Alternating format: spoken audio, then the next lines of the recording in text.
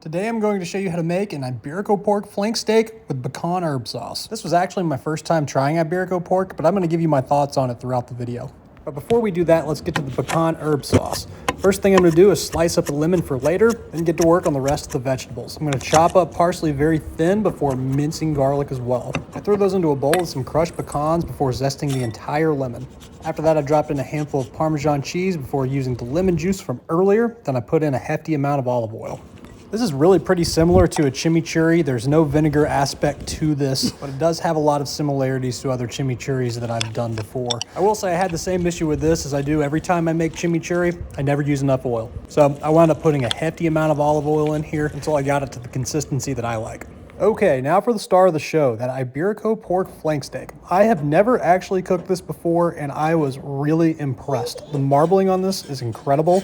If you're not familiar with Iberico, it's basically the Wagyu of pork. In my opinion, though, it's better. Wagyu beef just doesn't really taste like beef to me, whereas this pork really tasted even better to me, basically because the marbling adds so much flavor to this pork flank steak. Now for the actual cooking process, there's really not much to this. I seasoned this thing up, threw it on a hot griddle, and cooked for about 3 minutes per side, maybe 4. It really did not take long to cook. That was another major benefit of the amount of marbling. If you noticed a second ago, this thing really shrunk up a lot too. But as always, had to make sure I got a good sear in there.